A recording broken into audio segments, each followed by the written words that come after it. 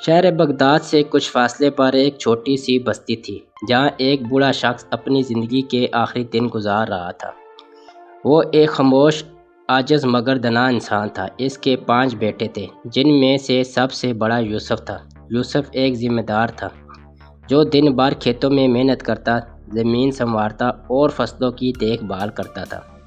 اپنے والد کی خدمت کرتے ہوئے وہ کبھی کبھار اکتاہٹ کا شکار ہو جاتا اور دل ہی دل میں سوچتا کہ یہ ذمہ داری کب ختم ہوگی۔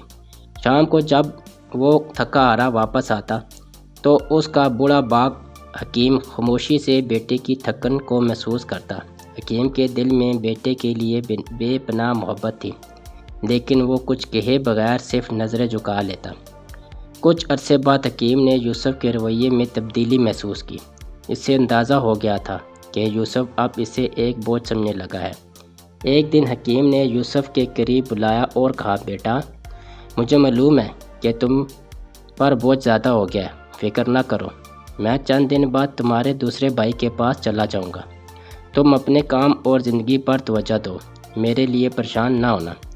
یوسف خاموش رہا۔ دل میں ندامت کی ہلکی سی لہر اٹھی، لیکن اس کی ہونٹوں پر رکنے کے لیے کوئی لفظ نہ تھا۔ کچھ دن بعد حکیم وہاں سے نکل کر اپنے دوسرے بیٹے فروغ کے پاس چلا گیا۔ فروغ ایک کامیاب تاجر تھا، لیکن کاروبار میں مصروفیات کی وجہ سے اپنے والد کو نظر انداز کرتا۔ اس کی بیوی حکیم سے بدتمیزی کرتی اور ان سے بات کرنے کی زحمت بھی نہ اٹھاتی۔ فروغ نے ایک دن کہا، بابا، آپ میرے کاروبار میں مدد کریں تاکہ آپ کی موجودگی سے مجھے کچھ فائدہ ہو۔ حکیم خاموش رہا۔ اس کی جھکی ہوئی کمر، کمزور ہاتھ اور تھکا ہوا جسم بتا رہا تھا کہ وہ کسی بھی محنت کے قابل نہیں رہا۔ لیکن اس نے بیٹے کی بات کا برا نہیں منایا، کیونکہ وہ جانتا تھا کہ فروغ اسے محبت سے نہیں بلکہ صرف ذمہ داری کے پیمانے سے دیکھ رہا ہے۔ رات کی خاموشی میں اس کی کھانسی اور آہیں سن کر فروغ کی بیوی نے کہا، یہ بوڑھا انسان ہمیں مزید پریشان کر رہا ہے۔ ان کے اور بھی بیٹے ہیں، وہیں جا کر رہیں۔ فروغ نے بھی بے دردی سے کہا، بابا، اگر آپ تنگ ہیں تو دوسرے بیٹے کے پاس چلے جائیں، میں آپ کے علاج کے لیے پیسے دے دوں گا۔ حکیم فروغ کے گھر سے نکل کر اپنے تیسرے بیٹے عثمان کے پاس چلا گیا، جو ایک محنتی کسان تھا۔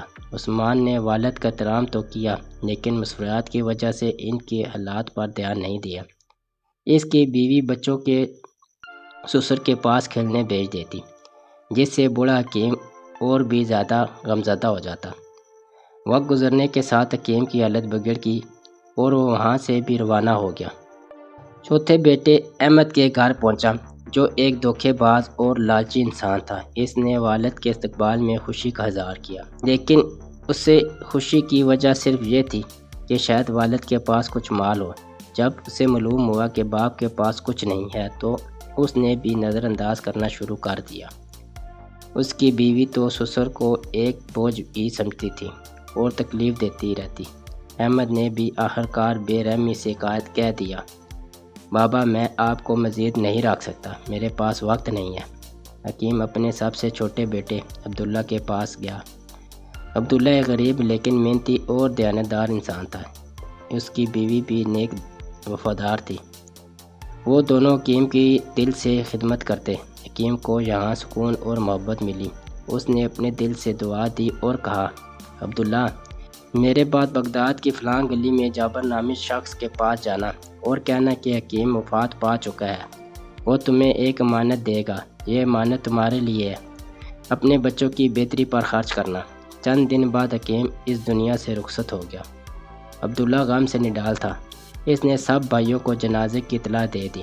سب بھائی جو والد کو بوجھ سمجھتے تھے اب جنازے میں شریک ہوئے۔ عبداللہ نے سب کو بتایا کہ والد نے ایک امانت چھوڑی تھی، حالانہ کہ وہ امانت صرف اسی کے لیے تھی، لیکن اس نے کہا سب بھائیوں میں تقسیم کی جائے گی۔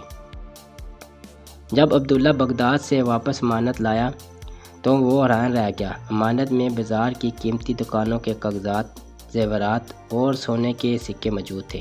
عبداللہ نے دیانتداری سے سب کچھ بھائیوں میں تقسیم کر دیا اور خود تھوڑے پر قناعت کی، لیکن وقت نے جلدی ہی سچائی دکھا دی۔ بڑے بھائی کاروبار میں برباد ہو گئے، دوسرا چوری میں پکڑا گیا، باقی بھی ناکام ہو گئے۔ والد کی بددعائیں ان پر آ چکی تھی۔